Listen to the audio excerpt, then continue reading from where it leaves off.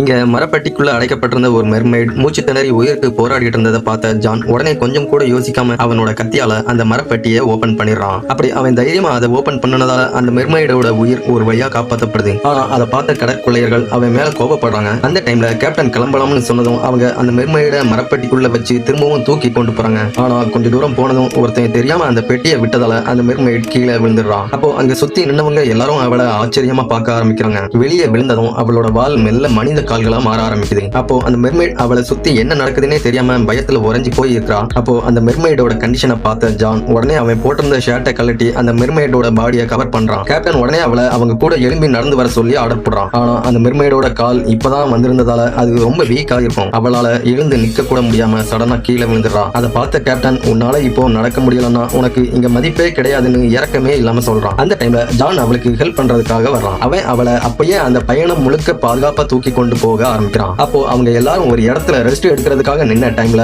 ஜானும் அவளும் பேச ஆரம்பிக்கிறாங்க. அப்போ எஸ்டர்டே நைட்டு நான் தான் உன்னை காப்பாத்தினேன்னு அந்த மெர்மைட் சொல்றான். ஆனா யாரோ அவனை அட்டாக் பண்றதுக்காக வர்றாங்கன்னு தப்பா புரிஞ்சுக்கிட்டு உடனே அவளோட வால்ல ஜான் காயப்படுத்தி இருந்திருப்பான். ஆனா அந்த இன்ஜூரியால தான் உடனே அவ தப்பிச்சு போக முடியாம அந்த கடற்கொள்ளையர்கள் கிட்ட மாட்டிக்கிட்டதா அவன் கிட்ட சொல்றான். அதை கேட்டதும் ஜான் ரொம்ப வருத்தப்படுறான். அந்த கேப்டன் அவளை அவமானப்படுத்த வந்த டைம்லயும் ஜான் தான் அவளுக்காக முன்னாடி நின்று பேசி பாதுகாக்கிறான். அப்படியே அவங்க ரெண்டு பேருக்கும் இடையில ஒரு நல்ல பாண்ட் கிரியேட் ஆகுது. அப்படியே அங்க இருந்து தப்பிச்சு போயிடுறாங்க. அன்னைக்கு நைட் அந்த கடற்கொள்ளையர்கள் அந்த மெர்மைடோட தடத்தை ஃபாலோ பண்ணி அவங்க இருக்கிற இடத்தை கண்டுபிடிச்சு வந்துடுறாங்க. மெர்மைடோட கண்ணீர் மரணமே இல்லாத வாழ்வை தருங்கிறதால கேப்டன் அவளை அழ சொல்லி வற்புறுத்துறான். அவ முடியாதுன்னு மறுக்கிறான். ஆனா கேப்டன் அவளை கொன்றுவேன்னு மிரட்டுறான். அப்பவும் அவ அழ முடியாதுன்னு மறுக்கிறான். உடனே அந்த கேப்டன் இப்போ நீ அழலன்னா நான் ஜானோட உயிரை எடுத்துவேன்னு மிரட்டுறான். அப்பவும் அவ முடியாதுன்னு மறுத்ததால அந்த கேப்டன் ஜானை கொலை பண்ணி அவனோட பாடியை அந்த பாலைவனத்துல வீசிட்டு போயிடறான். அதுக்கப்புறம் அந்த மெர்மைட் கிட்ட ஜானை கொன்னுட்டதா சொல்லிட்டு அவளையும் ஒரு மரத்துல கட்டி வச்சுட்டு போயிடறான். ஆனா இறந்துட்டான்னு நினைச்ச ஜான் கொஞ்ச நேரத்துக்கு அப்புறம் கண்ணு முழிச்சு உயிரோட இருக்கிறத உணர்றான். உடனே கடற்கரையில கட்டப்பட்டிருந்த அவளை ஓடி போய் காப்பாத்தான். ஜானை திரும்பவும் உயிரோட பார்த்ததால அந்த மெர்மைட் இப்போ ரொம்ப உணர்ச்சி வசப்பட்டு அழ ஆரம்பிக்கிறான். அவளால அவளோட கண்ணீரை அடக்கவே முடியல. அப்போ திடீர்னு அங்க மறைஞ்சு இருந்த அந்த கடற்கொள்ளையர்கள் வேகமா வந்து அவங்களை பிடிச்சிடுறாங்க. அதுக்கப்புறம் அவளோட கண்ணீரை ஒரு பாட்டில்ல கலெக்ட் பண்ணி வச்சுக்கிறாங்க. கடைசியில தான் இது எல்லாம் அந்த கேப்டன் பிளான் பண்ணி செஞ்ச விஷயம் தான்